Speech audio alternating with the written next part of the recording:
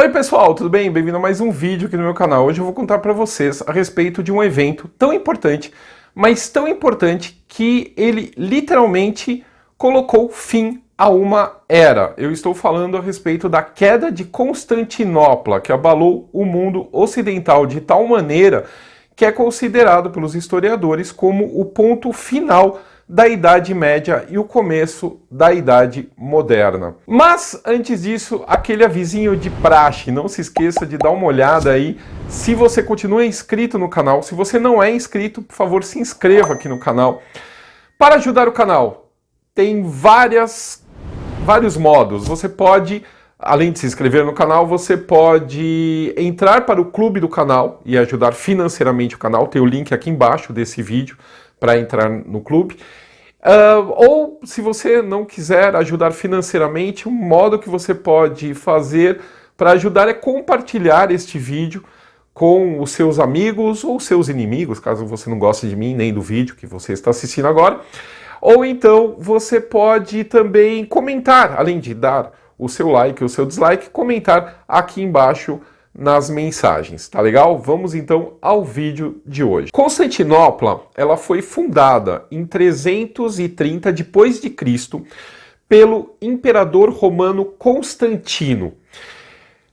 Ele queria um lugar para ser a nova sede do Império Romano, porque Roma, nessa época, ela se encontrava muito vulnerável a ataques dos chamados povos bárbaros.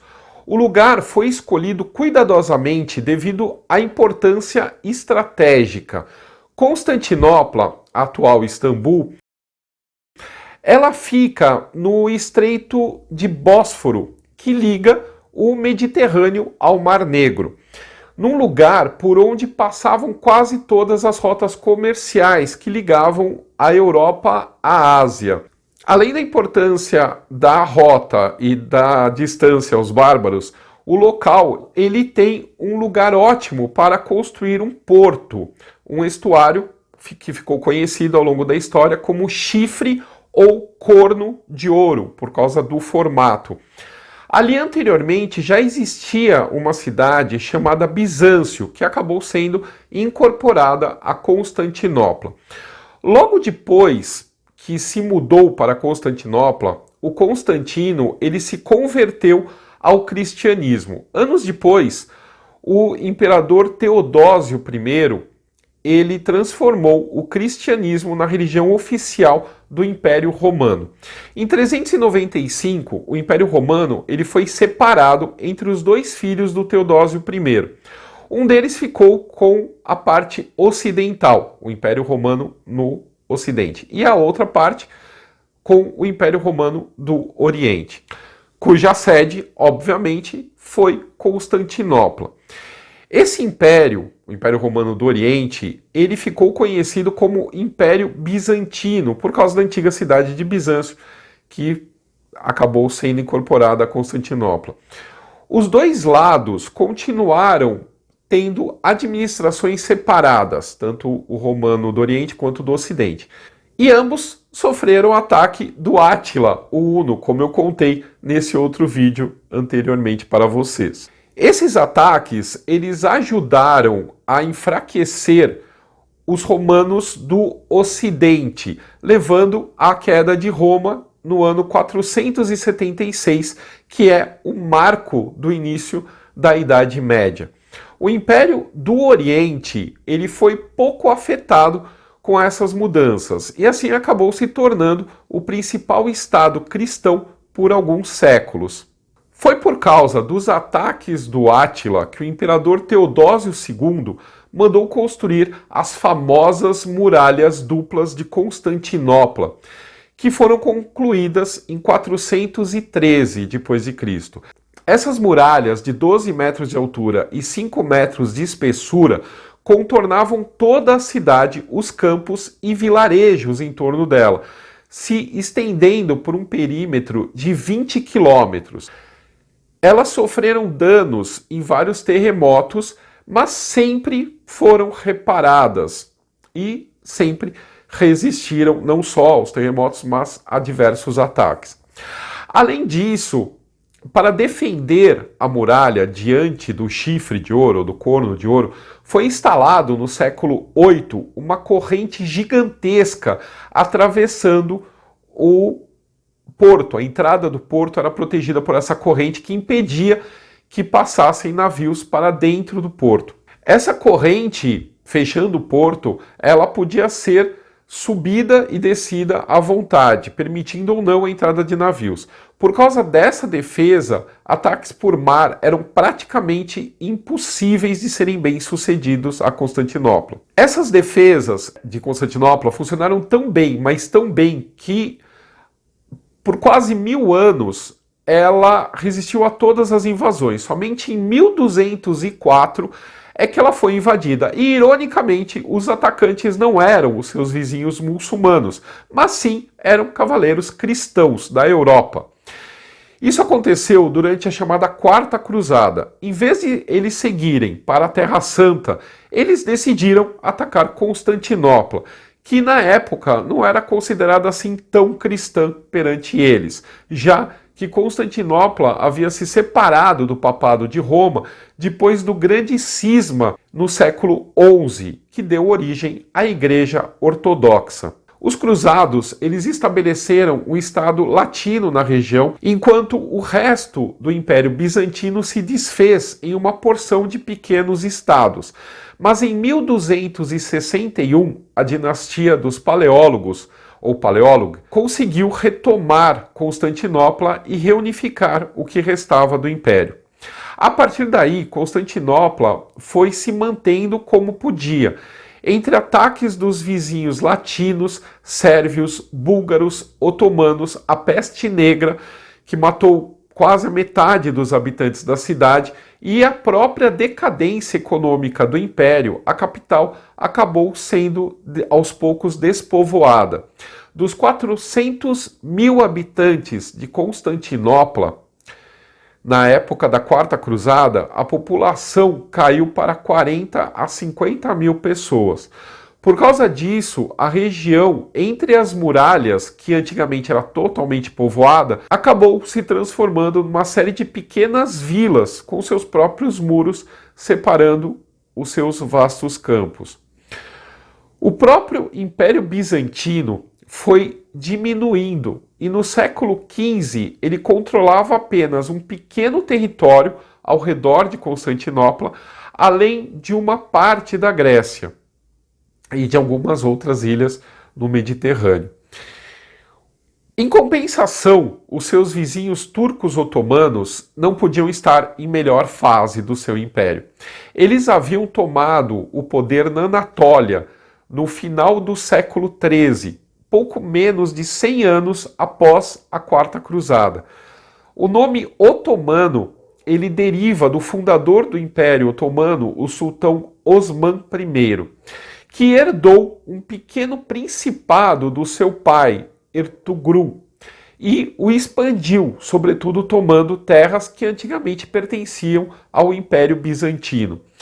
Eles eram muçulmanos, mas havia muitos cristãos no Império Otomano, sobretudo nas regiões conquistadas de Bizâncio. Além disso, também já havia, o Império Otomano já havia entrado pela Europa através dos Balcãs, então também havia cristãos lá nos Balcãs que pertenciam ao Império Otomano. Aos poucos, os otomanos foram dominando também outras tribos turcas e vieram a formar um império que no século XV se estendia para a Europa até a Hungria.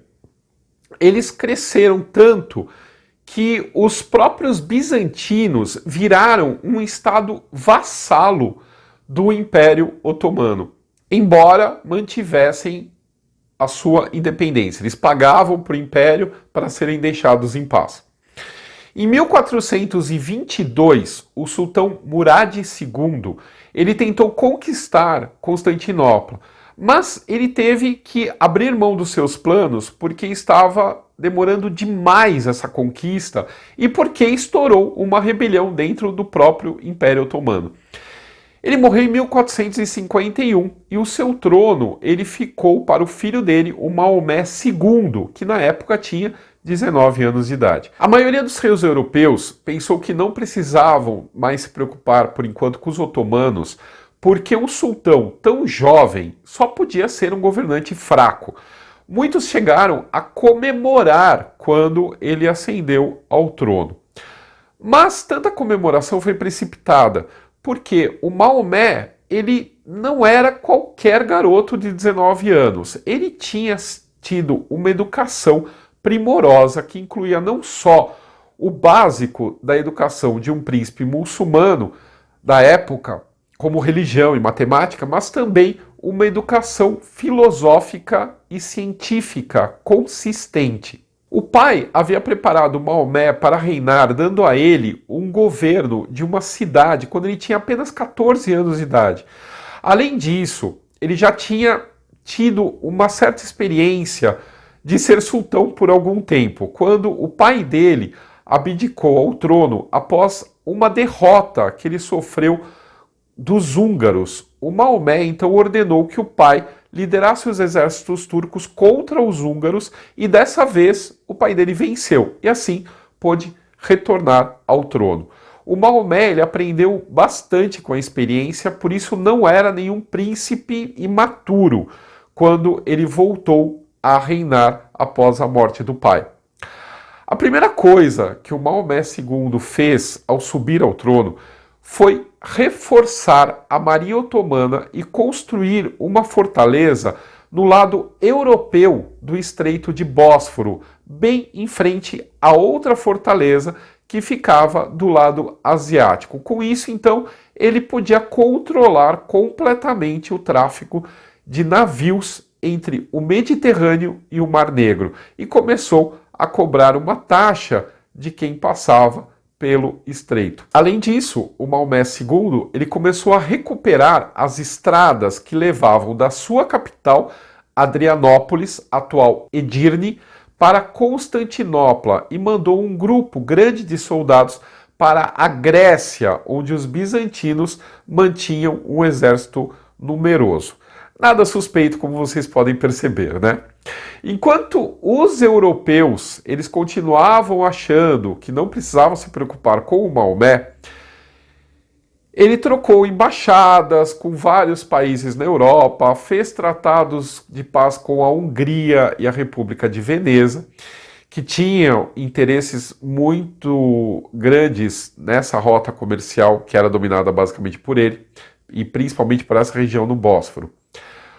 O imperador do Império Bizantino, o Constantino XI, ele não ficou nada satisfeito com tudo isso, ele não estava achando graça nenhuma dessa criança, entre aspas, governando e percebeu as ações do Maomé antes do restante da Europa. O Constantino logo percebeu que o Maomé ele estava querendo o que o pai não conseguiu, conquistar Constantinopla, né, invadir e conquistar toda aquela região. No desespero, o Constantino XI ele resolveu pedir ajuda ao Papa e aos países europeus. E aí ele teve que pagar a conta de todo o distanciamento do Império Bizantino em relação à Europa ao longo de vários séculos. O Papa, por exemplo, ele disse que até poderia ajudar, mas para isso, primeiro, o Constantino tinha que resolver o problema do grande cisma da igreja e trazer a igreja ortodoxa de volta para a autoridade de Roma. Isso era algo que tinha sido tentado algumas vezes anteriormente, mas não havia dado certo. O Constantino ele concordou com o que o Papa pedia, só que o Papa não fez grandes coisas além de mandar alguns suprimentos e falar que os países europeus poderiam ajudar Constantinopla. Os grandes países europeus, nessa época, eles estavam envolvidos com seus próprios problemas. Os franceses e ingleses tinham acabado de sair da Guerra de 100 Anos. Os espanhóis, por sua vez, ainda estavam lutando com os mouros na Península Ibérica. O Sacro Império Romano Germânico, ele estava enfrentando revoltas internas. A Hungria, que estava mais próxima não se mexeu, porque o Constantino XI não tinha ajudado eles anteriormente contra os otomanos. A ajuda veio apenas de dois lugares, de Veneza e de Gênova. Ambas tinham grandes interesses econômicos na região, por causa da rota de comércio. Gênova, ela mandou 700 homens e Veneza concordou em enviar uma frota de navios, mas eles demoraram tanto para decidir como seria a ajuda e para montar esses barcos, para equipar esses barcos, que quando eles chegaram, Constantinopla já tinha sido derrotada pelos otomanos. Para se defender, o Constantino ele ordenou que as muralhas fossem consertadas e a corrente na entrada do porto fosse erguida. A defesa de Constantinopla ela não era muito impressionante. Entre as tropas locais, voluntários e estrangeiros e os genoveses, havia cerca de 7.000 soldados profissionais apenas, além de cerca de 30.000 civis armados, mas sem muito treinamento. Esses civis, eles não eram somente cristãos, havia também turcos muçulmanos que moravam em Constantinopla. Essa mistura, ela fica bem clara quando a gente vê que havia muçulmanos lutando do lado de Constantinopla e cristãos lutando do lado do Maomé II. Não era uma questão religiosa como havia sido em Jerusalém. Era uma questão mesmo de domínio de um ponto muito importante, de uma rota muito importante comercialmente. Enquanto Constantinopla se preparava, em março de 1453, o Maomé colocou seus exércitos em marcha em direção a Constantinopla, como o Constantino XI previa. Esse exército ele tinha pelo menos 50.000 soldados, incluindo de 5.000 a 10.000 janízaros, que era uma tropa de elite do sultão. E mais uma tropa de 1.500 cavaleiros mercenários da Sérvia e 70 canhões. Além disso, o Maomé II ele contava com uma arma secreta, um húngaro chamado Orbán. O Orbán, ele era um cristão que nasceu na Transilvânia, na atual Romênia, e era mestre em fundição de ferro e especialista em projetar canhões. Ele fez um projeto muito especial de um canhão enorme com um poder imenso de fogo, até então nunca visto. E no ano anterior, ele havia oferecido seus serviços para o imperador bizantino. Só que o Constantino XI, ele não tinha nem dinheiro nem os materiais necessários para construir aquela maravilha que o Orbán havia projetado. Então o Orbán, ele tomou a decisão mais sábia para o próprio bolso. Ele ofereceu o mesmo projeto para o Maomé. Ele chegou dizendo que o seu canhão era tão forte que poderia até estourar as paredes da própria Babilônia, frase dele mesmo. E convenceu assim o sultão, e o Maomé deu ao Orbán não só o que ele pediu, mas todo o dinheiro e o material necessário para a construção desse grande canhão. Em 3 meses de trabalho, o canhão ficou pronto. E era tão gigantesco que o criador dele, do canhão Orbán, ele batizou ele de Basílica. Mas ele ficou mesmo conhecido como a Bombarda de Orbán. O canhão, ele era tão grande e tão pesado que teve que ser arrastado por 60 bois de Adrianópolis até as muralhas de Constantinopla. E exigia 400 homens para ser montado e operado. Além disso, o Orbán ele projetou e executou alguns outros canhões menores. O efeito na população de Constantinopla começou pelo psicológico, obviamente. Imagine você estar dentro das muralhas e ver aquele monstro gigantesco chegando e apontando para elas. Não devia dar muita animação, não. O cerco ele começou propriamente quando Maomé montou o seu acampamento junto às muralhas de Constantinopla em 2 de abril de 1453, um dia depois da Páscoa. As tropas acamparam em vários pontos em torno dos muros e uma frota de mais de 100 navios cercou o porto, do lado de fora da corrente. O imperador Constantino, ele estava absolutamente confiante, certo, de que os otomanos não conseguiriam atacar pelo mar, porque não podiam, obviamente, passar pela corrente. Em 6 de abril, os otomanos começaram a bombardear as muralhas com os canhões. E aí a bombarda de Orbán mostrou a que veio. Ela podia atirar um projétil de mármore de 270 quilos a uma distância de 1,5 km e abrir buracos enormes nos muros de Constantinopla. Mas também mostrou as suas fraquezas. Ela levava 3 horas para ser carregada e podia disparar no máximo 6 tiros por dia. Isso quando ela não ficava danificada por alguma razão e tinha que ser consertada. Isso poderia levar horas e até dias. Até que um novo tiro viesse contra Constantinopla, a população já tinha dado um jeito no estrago do tiro anterior. Enquanto isso, o Maomé ele mandou que a frota dele tentasse se livrar da corrente. Enquanto isso, ele tomou vários postos estratégicos dos bizantinos para impedir que chegasse ajuda de fora à cidade. Só que exatamente isso acabou acontecendo. 3 navios com suprimentos mandados pelo Papa, acompanhados de um navio de guerra bizantino, passaram e entraram no porto. As correntes baixaram para eles e já estavam no lugar de novo quando os otomanos chegaram perto. Maomé ele ficou tão irritado com isso que ele demitiu o comandante da frota e mandou que ele fosse chicoteado e tomou para si a defesa de tentar entrar no porto.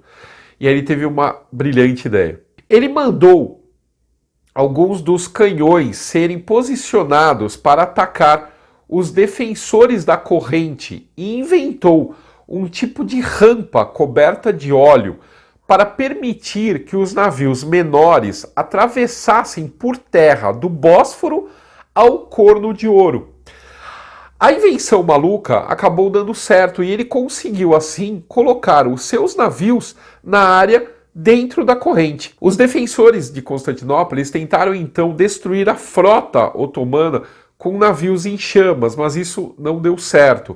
E a frota dos bizantinos sofreu grandes perdas. Agora Constantinopla estava completamente cercada por todos os lados. O Maomé ele continuava determinado a entrar, só que teve um percalço, e um bem grande. A bombarda de Orbán ela não resistiu e morreu em ação. Ou melhor, ela não aguentou um tiro e ela se desfez em pedaços, explodindo e matando muitas pessoas, incluindo o próprio construtor dela, o Orbán. Os outros canhões, eles não conseguiram fazer grandes buracos do tamanho suficiente para passar as tropas do Maomé. E os habitantes da cidade, eles continuavam consertando a muralha e reforçando os portões. No total, os otomanos, eles lançaram mais de 5.000 tiros de canhões contra os muros de Constantinopla. O Maomé, ele continuava ordenando os seus homens a atacar e continuava sofrendo grandes baixas porque os arqueiros nas muralhas acertavam qualquer um que chegasse muito perto, mesmo que fosse para recolher os mortos. Em maio, o sultão ele resolveu tentar uma outra tática. Ele mandou mineiros cavarem túneis por baixo das muralhas, mas os bizantinos descobriram e começaram a colocar minas perto dos túneis para fazê-los desabar e matar os mineiros. Em 21 de maio, o sultão Maomé II ele mandou uma proposta de paz ao imperador Constantino XI. Ele afirmou, caso Constantinopla se rendesse, todos os seus habitantes de qualquer origem poderiam deixar a cidade com todos os seus bens E caso eles quisessem permanecer, eles não seriam incomodados. O Constantino ele seria reconhecido como governador do Peloponeso, a região na Grécia dominada já pelos bizantinos, e também ele poderia sair de Constantinopla para essa região com todos os seus bens. O Constantino respondeu dizendo que ele não se importava em pagar mais tributos para os otomanos, como Estado vassalo que ele havia se tornado, nem de que os seus domínios, nem de perder os domínios sobre as fortalezas tomadas pelos otomanos, mas que ele não iria abandonar a cidade sem lutar. O Maomé, então, ele tomou a decisão de atacar novamente com todas as suas forças. Ele usou 3 dias para descansar e preparar as suas tropas. Enquanto isso, em Constantinopla, os moradores eles aproveitaram a trégua momentânea para fazerem procissões religiosas e uma grande missa em preparação à festa de Pentecostes, que seria no domingo, no dia 29 de maio. Tanto os seguidores do rito ortodoxo quanto do rito romano participaram juntos dessas cerimônias. As preces não ajudaram muito.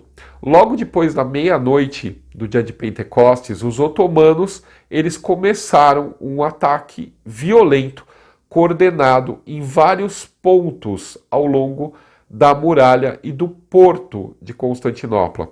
As primeiras tropas a atacar, aliás, foram tropas cristãs a serviço de Maomé II, junto com um grupo de soldados menos treinados. Essa primeira onda foi repelida pelos defensores, mas foi seguida por uma nova onda, um novo ataque na parte mais antiga e mais fraca da muralha, que já estava danificada. Um grupo de soldados um grupo de soldados otomanos chegou a entrar na cidade, mas de novo os defensores os derrotaram. No terceiro ataque, o Maomé finalmente mandou os janízaros, a sua tropa de elite, e ela atacou um dos portões e um grupo chegou a tomar uma torre, mas estavam sendo repelidos outra vez no momento em que o comandante das tropas genovesas que defendiam Constantinopla foi gravemente ferido. Isso gerou uma confusão entre os defensores genoveses que acabaram recuando e com isso abrindo espaço para as tropas otomanas. Muitos dos soldados genoveses e venezianos, eles começaram a fugir para o porto e deixaram as tropas de Constantinopla tentando se defender sozinhas. Mesmo em menor número e desorganizadas, essas tropas elas conseguiram resistir por um bom tempo, mas o Maomé mandou mais janízaros que conseguiram tomar um portão da muralha interna. Quando as bandeiras turcas começaram a ser vistas na muralha, isso acabou gerando um pânico e muitos dos soldados que não eram nativos da cidade fugiram ou se renderam ou ainda acabaram se jogando dos seus muros. Constantino então decidiu que era tudo ou nada. Ele abandonou os seus adereços reais, reuniu todos os soldados leais que conseguiu e liderou um último ataque desesperado contra os invasores otomanos. Essa última tropa lutou até o fim e quase todos morreram, incluindo o imperador Constantino, o último imperador do Império Bizantino. O Maomé, ele deixou que seus homens saqueassem a cidade. Na confusão do saque, os marinheiros venezianos e genoveses conseguiram entrar em seus navios e fugir. A frota otomana, ela tentou persegui-los, mas acabou decidindo que o mais importante era consolidar o controle do chifre ou corno de ouro. Essa foi a última parte da tomada de Constantinopla e foi completada antes do meio-dia de 29 de maio de 1453. Em 3 dias de pilhagem, além de tomar as riquezas do Palácio Real, os otomanos eles destruíram igrejas, derrubaram cruzes e mataram ou escravizaram milhares de pessoas, inclusive crianças. Maomé II ele entrou na cidade em 2 de junho e encontrou as ruas desertas e cobertas de sangue e cadáveres. Relatos da época dizem que ele começou a chorar e lamentar que tivesse permitido toda essa destruição. Em seguida, ele foi até a igreja, a catedral de Hagia Sofia, ou Santa Sofia, a maior da cidade, declarando que a partir daquele momento ela se tornaria uma mesquita. Ele entrou, fez as suas orações e ordenou que a partir daquele momento todo o saque deveria parar. Os cristãos que tivessem sobrevivido poderiam retornar à cidade sem serem molestados.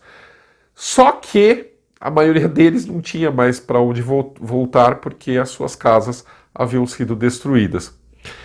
Foi permitido que a Igreja Ortodoxa mantivesse o seu culto na cidade e um novo patriarca de Constantinopla foi escolhido. O Maomé mandou repovoar a cidade com pessoas de todas as religiões e origens étnicas que havia no Império Otomano, inclusive cristãos. Assim, quando ele transferiu a capital do Império para Constantinopla, ele com isso assegurou que o centro do seu poder era tão multicultural quanto o seu império. Para Maomé II, a tomada de Constantinopla foi a consolidação do seu poder como imperador. Para os cristãos da Europa, foi uma catástrofe de proporções históricas.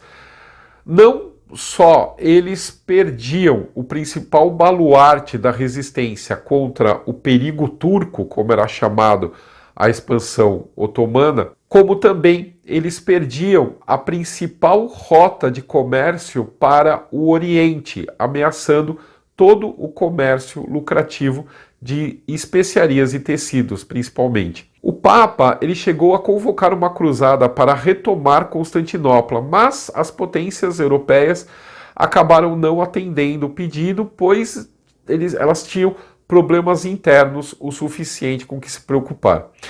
A queda de Constantinopla ela teve 2 efeitos inesperados sobre a Europa.